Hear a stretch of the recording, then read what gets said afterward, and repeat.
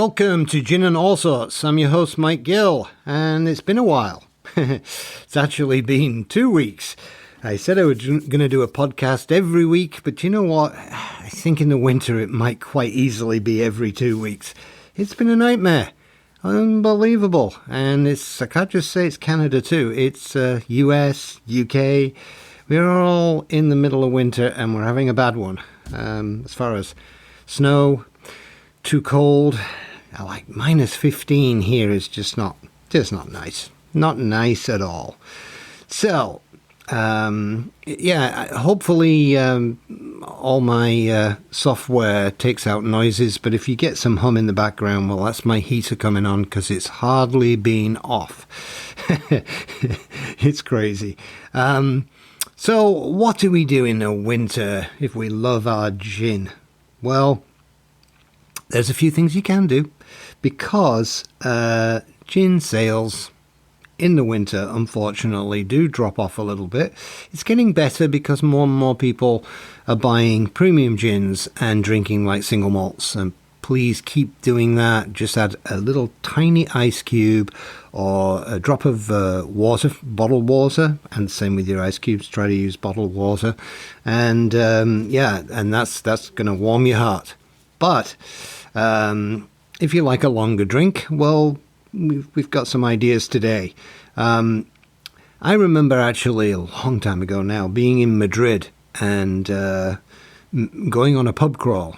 And when you go on a pub crawl in Spain, it's totally different to Britain. I mean, you don't drink pints of ale, and you certainly have to have a little bit of food, tapas. So small dishes are laid out, and obviously in Spain you may drink wine. But another thing that they drink is gin and tonics when they go on a pub crawl. And actually, if you look at global sales of gin, you'll find Spain is at the top. And it's certainly not the premium gins. It's because they do drink so many gin and tonics on those hot days, which they've got far more than we do here in Canada. But anyway, so it made me think, what else could you have, in the winter as a really nice cocktail to keep you nice and warm? And the one I thought about, actually a few years ago when I researched this for the Gin Experience classes, I was stunned that the bee's knees wasn't invented in Britain. And the only reason I say that is because we still say that in Britain to this day. You still hear guys go, that's the bee's knees. It's actually, naughty word, but it's also like all the bollocks. It just basically means it's fantastic.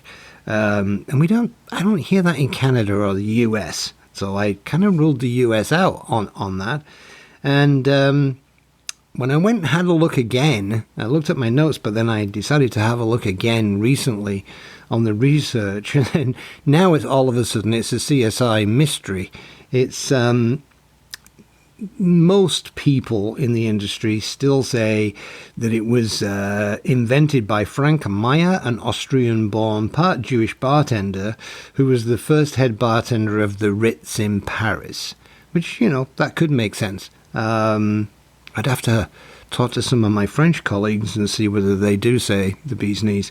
But it also could be from Speakeasy, USA, Prohibition, where there's so many secrets around that and what they were up to and doing, that it could still quite easily have something to do with that. But then the last theory that I read recently was it was a survivor of the Titanic, Molly Brown. So, who knows? But it's great. I like having a story and mystery. Pretty good. So what about making one of these? I mean, it's so healthy for you. And right now, with COVID, we're getting so many people talking about old school ideas for keeping your immune system up, etc. And, my mum was amazing at it. My mum gave us malt and cod liver oil, big dollop on a spoon every morning before school, and sometimes she'd beat up an egg in some milk and give us that. And the bee's knees is actually quite healthy. It's 2 ounce gin, 1 ounce honey syrup, and 1 ounce lemon juice. And to make the honey syrup, quite simple, equal parts of honey and warm water. Stir the honey until it dissolves.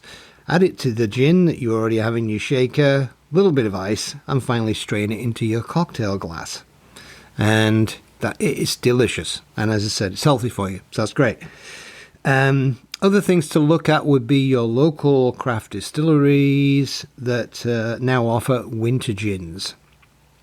And they will have done, changed up the botanical recipe, make it a little bit warmer, smokier, maybe smoked the junipers, probably have earthy, toasty tones from some different botanicals. So, certainly give those a try. Actually, in the news this week, Hernö from Sweden has created a new gin that sounds exactly like that. I'd love to try it, actually. And it's been matured for 4 months with ripe sloe berries before being aged for another 4 months in an almost 40-litre juniper wood cask. I think that sounds like something very, very interesting for the winter. And their tasting notes, it says, includes floral aromas, juniper wood and sloe berries, obviously, on the palate. The gin is said to be fruity with intense juniper and fresh juniper wood. And yes, I would think so. I would imagine. Also on the sustainability, Ireland is really, really going ahead with this. They're actually one of the leaders, I would think, in the world with making distilleries far more sustainable. Redamon, which produces the Short Cross Irish whiskey. Their whiskies and their gins are now made from wind and hydro turbines. That's it. Nothing else. So keep trying to use that wind. Wind and solar. Excellent, excellent, excellent. Right. And also, I think my surprise this week was one of the product specialists with our chain of liquor board stores actually showed a picture of a new product that came in. And what stumped me was that I'm supposed to know a little bit about all spirits. I have my WSET spirits from London, so you would think I know pretty much anything on the spirit side. No. I did not know this. So this was a Peruvian Pisco from Barsol. And I definitely had to read up on this because I didn't. I had no idea on a Pisco. Turns out that this is basically, it's their brandy. And also very popular in Chile as well. But this is their Peruvian national drink. And it's pretty much like French brandy. It's distilled wine from fresh must of the grapes on the vines. We talked, I think it was last week, about that 60-minute segment with the sun units and vintages for wine, etc., etc. If you think about it, Peru is too hot for huge wine productions. So it actually have too many sun units where most countries wish they had more sun. And what happens is when it's too hot, then the grapes have too much sugar content. But this is absolutely ideal for making brandy. And looking up the Barsol that's just arrived, it did say no water or any other ingredients have been added after distillation, which is similar to EU for London Dry Gin. Right. So the other thing I saw this week on sustainability is I was getting wine for my wife, and usually my wife's quite good with she likes most wines. Doesn't even matter on the grape variety. She really does like most good red wines. And I saw Don David Malbec, And what there was there is the old bottle and then a new bottle. So they were trying to move the old bottle first. I can't remember if it was a different vintage or not. But I was so taken aback that I had wondered if they'd made a mistake, is that the new bottle actually didn't even look to be 750 ml. It was so much smaller than the 750 original that was there as well. And I picked them both up, and wow, what a difference in weight. So, and it turns out, yes, it looked more like a 600 ml to me, but it was actually a 750 ml, smaller bottle, slimmer bottle, and far, far lighter.